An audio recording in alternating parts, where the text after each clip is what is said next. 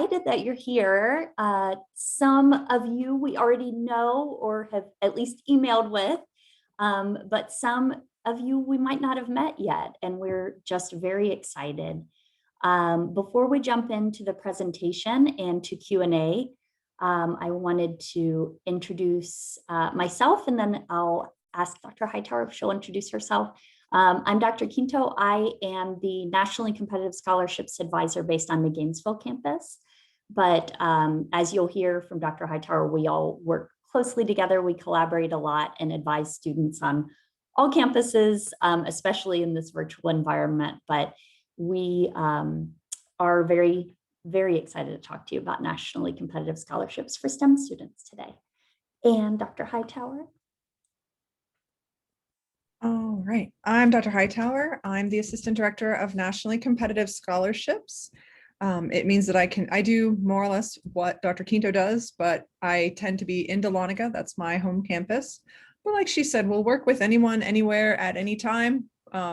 We will work with mice. We will work with you in a mouse. We will work with you in a house, all of that stuff, because we want to support you and help you achieve your goals as best that we can help, as best that we can do. So I really appreciate you all coming today. So we will go ahead and thank you, Dr. Hightower. We will jump in.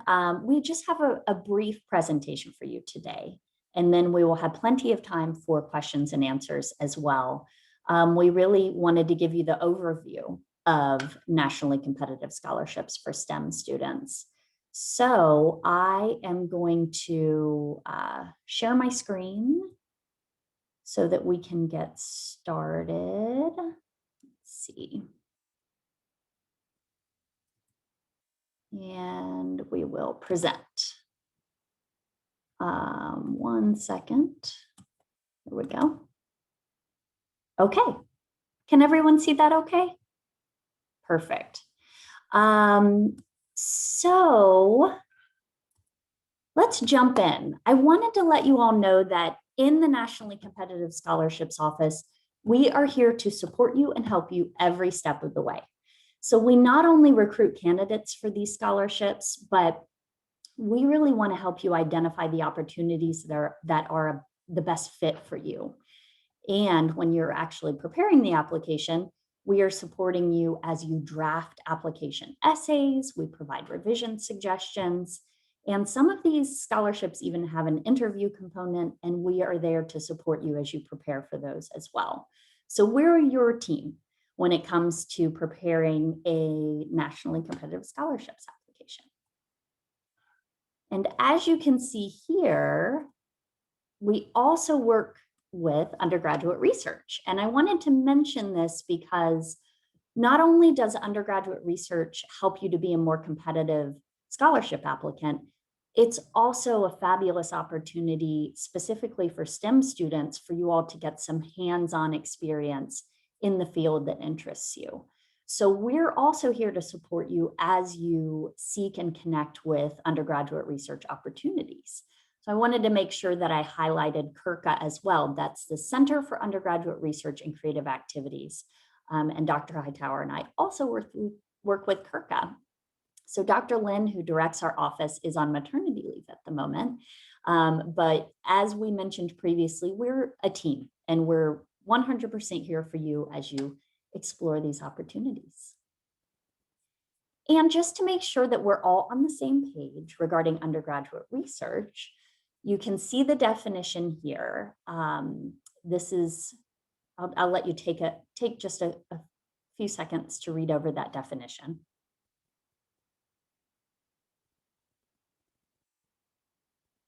And as I mentioned, this really allows you not only hands-on experience working with a faculty mentor in your field, it also allows you to become more competitive for nationally competitive scholarships. So with that, let's jump into some STEM scholarships. So REUs are a fabulous opportunity, research experiences for undergraduates, and this is a paid summer opportunity funded by the NSF, the National Science Foundation. And as you can see here, most REUs include a stipend for basically supporting you as you go and do research at another university. This can include housing. Some of them also pay for your travel expenses and collaboration with an excellent lab. So whether you're interested in energy, Department of Energy, we also work with, well, NIST is another program. Amgen, we don't have listed here. There are many, many, many, but R1 universities, so Research One universities throughout the country host these REUs. And this gives you a chance to develop some mentorship in addition to your faculty at UNG, outside of UNG. This is also fabulous preparation if you're interested in graduate school. It's a wonderful way to explore opportunities at another university and to make amazing connections there. Now, as you can see at the bottom of this list, some of these are international. So for those of you who are interested in studying abroad, researching abroad, we can help you explore those opportunities as well. For example, the RISE program stands for Research Internships in Science and Engineering, and that's in Germany for those of you who might be interested. Those are fabulous opportunities as well. And you may be wondering if UNG students are competitive when it comes to national scholarships, and the answer is yes. As you can see here, UNG students have done amazing work in this area. We are a top producing Fulbright institution, and we'll talk about Fulbright briefly as well. Truman Scholar, Goldwater Scholars, Gilman's, and Goldwater is another scholarship that I wanted to highlight for you.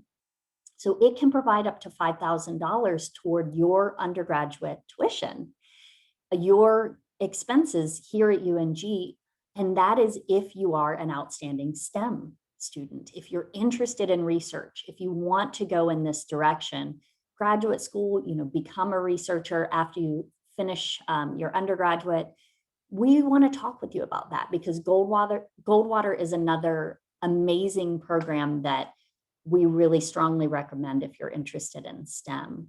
So with that, we are going to pause. I'm going to stop sharing for just a moment.